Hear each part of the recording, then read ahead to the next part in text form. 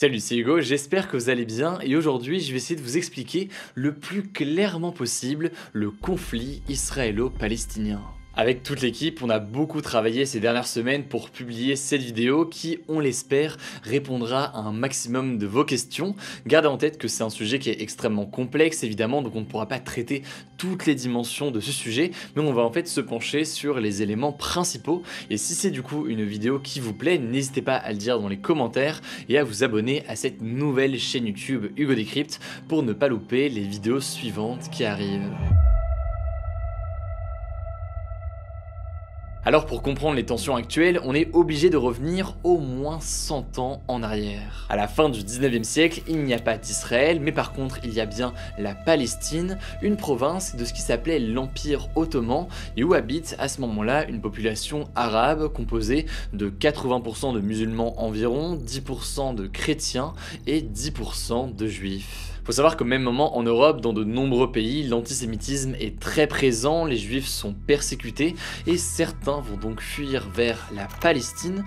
Pourquoi en Palestine et pourquoi pas autre part? Eh bien c'est un territoire qui est très symbolique pour les juifs car il correspond, selon la tradition juive, à la terre promise par Dieu à Abraham, le père du judaïsme, et à ses descendants. C'est donc à cette période que va commencer à naître un mouvement. Ce mouvement, c'est ce que l'on appelle le sionisme. Concrètement, le sionisme, c'est quoi? C'est un mouvement politique qui a pour objectif de donner aux Juifs un territoire national dans la région où se trouve la Palestine. On avance un peu dans l'histoire, on est désormais en 1914. C'est en 1914 qu'éclate donc la Première Guerre mondiale. La Grande-Bretagne rentre en guerre contre l'Empire ottoman qui contrôle donc à ce moment-là la Palestine. Et en plein conflit, eh bien, le gouvernement britannique promet aux Juifs de son pays un foyer pour eux directement en Palestine. En 1918, la Première Guerre mondiale prend fin, l'Empire ottoman s'effondre et 2 ans plus tard, c'est donc le Royaume-Uni qui prend le contrôle de ces territoires palestiniens. 180 000 Juifs s'installent alors en Palestine entre 1929 et 1939 et à ce moment-là, un certain nombre d'Arabes de la région, qu'ils soient musulmans ou chrétiens, voient cette arrivée plutôt d'un mauvais œil. Il y a donc une résistance qui va s'organiser et des révoltes qui vont se succéder. En 1939, la Seconde Guerre mondiale éclate, 6 millions de juifs sont tués par les nazis, l'immigration juive vers la Palestine s'accentue et avec ça, eh bien, les tensions entre juifs d'un côté et arabes de l'autre côté ne s'arrêtent pas dans les années qui viennent. En 1947, pour tenter de calmer la situation qui est logiquement très tendue et complexe, eh bien l'Organisation des Nations Unies va adopter à ce moment-là un plan, et ce plan en 1947, il prévoit la création sur le territoire palestinien d'un État juif, Israël, et d'un État arabe, la Palestine. The resolution of the DAC Committee for Palestine was adopted by 33 votes, 13 against, 10 abstentions.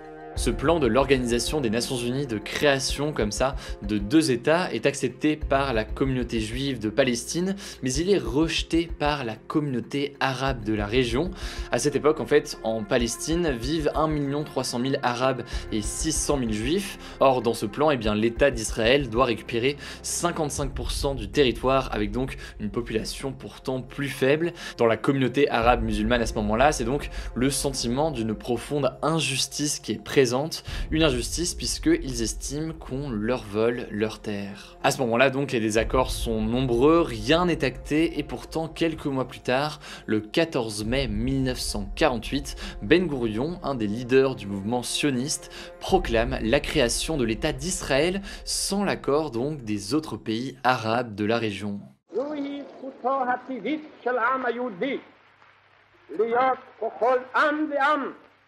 עומד ברשות עצמו במדינתו הריבונית, אשר תפתח לרווחה את שערי המולדת לכל יהודי.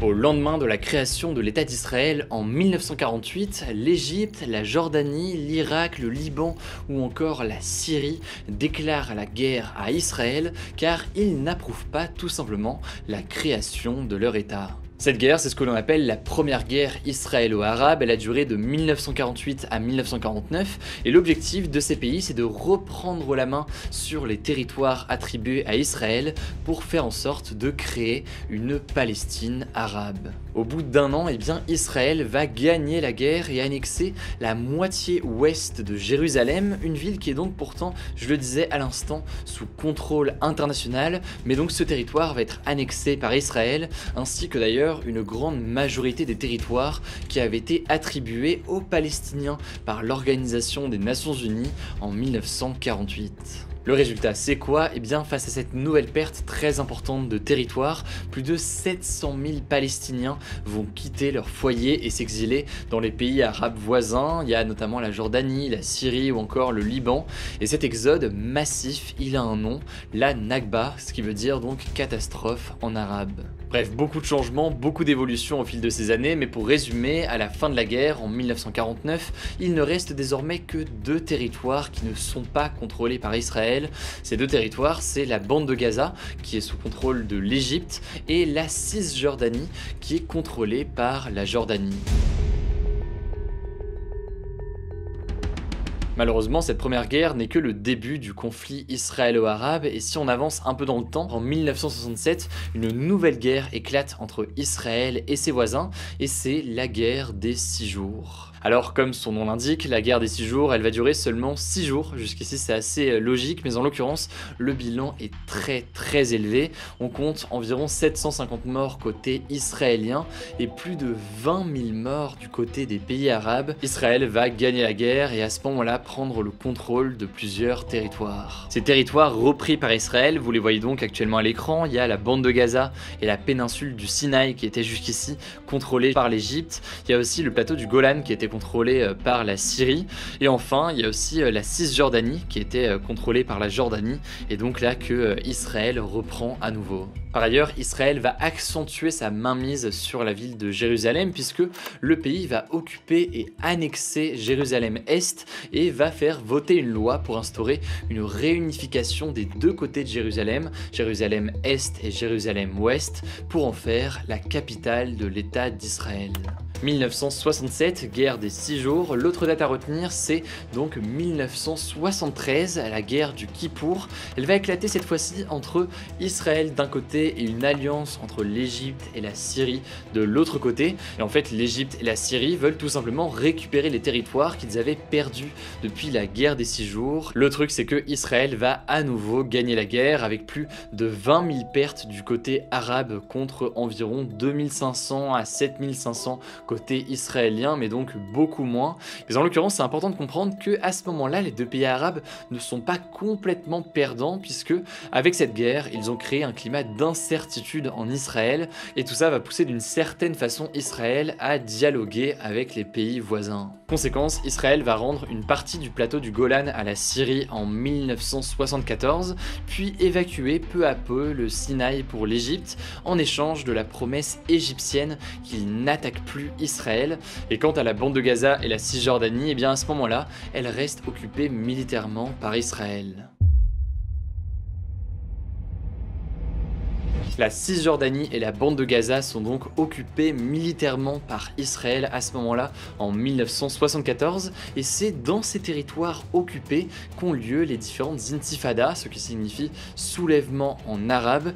Pour faire simple, ce sont donc des mouvements d'opposition des Palestiniens contre l'occupation israélienne. Il y a donc une première intifada en 1987, une nouvelle date à retenir qui est assez importante, et cette première intifada prend fin en 1993 avec ce que l'on appelle les accords d'Oslo. Ces accords d'Oslo en 1993, ils vont faire naître une sorte de lueur d'espoir puisque le gouvernement israélien va reconnaître l'organisation de libération palestinienne comme représentant du peuple palestinien et de l'autre côté, l'organisation de libération palestinienne va reconnaître le droit d'Israël d'exister. Le problème, pour faire vraiment très simple, c'est que cet accord ne va jamais vraiment exister, puisque en Israël, eh bien, les mouvements de droite vont s'opposer à cet accord, et du côté de la Palestine, eh bien, le mouvement islamiste palestinien du Hamas s'oppose lui aussi à tout ça. Résultat, il y a donc une seconde intifada qui se déroule, elle a lieu entre 2000 et 2005, et ça a été la plus meurtrière, plus de 3000 morts côté palestinien et plus de 1000 côté israélien, notamment à cause d'attentats suicides palestiniens et de frappes aériennes de l'armée israélienne.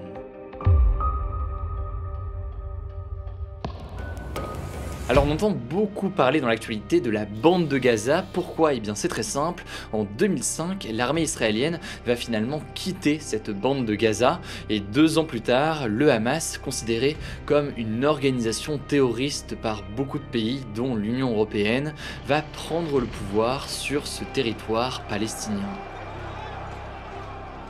Un blocus est alors mis en place par Israël sur la bande de Gaza. Ce blocus, il a pour objectif de limiter l'importation de produits sur le territoire ou encore de limiter l'alimentation en électricité et en eau pour les habitants de Gaza. Et les conséquences d'un point de vue humanitaire sont très importantes. On compte notamment un chômage qui est très important aujourd'hui sur ce territoire. Dans les années qui vont suivre, il va y avoir donc des oppositions régulières au centre de Gaza, avec d'un côté le Hamas et de l'autre côté l'armée israélienne. Il y a une première guerre en 2008-2009, une seconde en 2012 ou une troisième encore en 2014. Et sur ces 3 guerres de Gaza, on compte environ 85 morts côté israélien et plus de 3500 morts côté palestinien.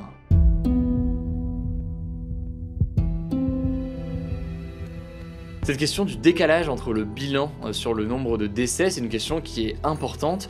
Pourquoi est-ce qu'il y a plus de morts côté palestinien que côté israélien lors de ces conflits? Des milliers de roquettes sont tirées depuis Gaza vers Israël, des roquettes donc qui viennent du Hamas, mais Israël va en fait intercepter un très grand nombre de ces roquettes grâce au dôme de fer, un système d'interception des roquettes qui a été mis en place en 2011.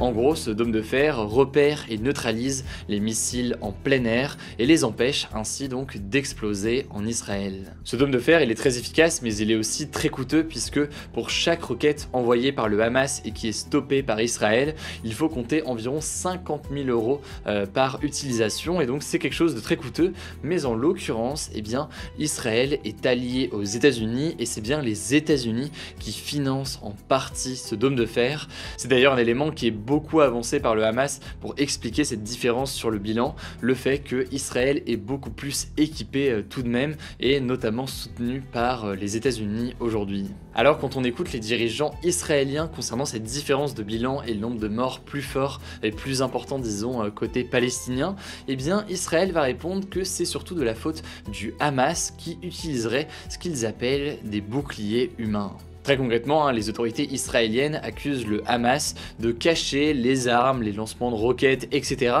à proximité de la population palestinienne, par exemple dans des écoles, des maisons ou même des hôpitaux. Et à cela, de son côté, le Hamas nie ces accusations et certains spécialistes estiment qu'il serait de toute façon difficile de limiter les victimes de frappes israéliennes dans une zone aussi densément peuplée que Gaza. Autrement dit donc, selon beaucoup de spécialistes, s'il y a des frappes israéliennes sur Gaza, les conséquences sont quasi inévitablement des décès aussi au sein de la population de la zone.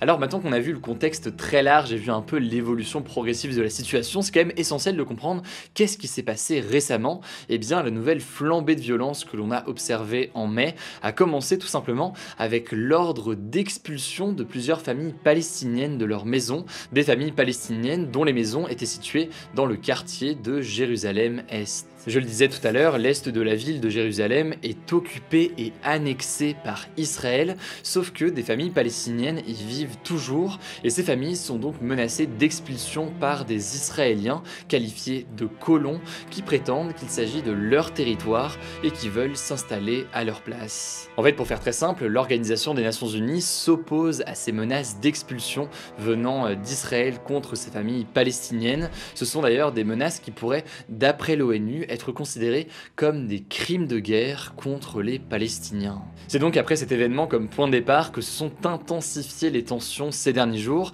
Il y a eu environ 10 jours d'affrontements très violents et un cessez-le-feu a été finalement conclu entre Israël et le Hamas le soir du 20 mai.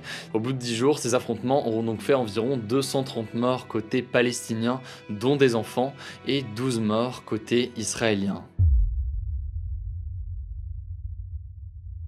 Alors vous l'aurez compris, les tensions sont toujours très présentes entre Israéliens et Palestiniens, et à l'étranger, on craint une reprise des affrontements à tout moment. Faut bien comprendre qu'une part assez importante des pays du monde, dont les pays de l'Union Européenne, se disent favorables à une solution à 2 États, donc un État israélien et un État palestinien, mais en fait, derrière ces mots, certains jugent que les gouvernements manquent de courage et de volonté pour réellement parvenir à la paix et parvenir à la création d'un État palestinien, en plus donc d'un État israélien. En tout cas, si cette vidéo vous a permis d'y voir un peu plus clair, eh bien n'hésitez pas à vous abonner pour ne pas rater nos vidéos suivantes. Évidemment, c'est impossible de résumer un conflit pareil en seulement 20 minutes, notamment en mettant le plus de nuances possible, mais ça me paraissait quand même assez essentiel de répondre à un certain nombre de questions et d'éclaircir certains points qui peuvent paraître assez flous aujourd'hui. Bref, du coup, sujet complexe qui mérite qu'on s'y penche encore davantage. Du coup, si ça vous intéresse, je vous mets en description des ouvrages, des documentaires, etc. qui pourraient vous intéresser.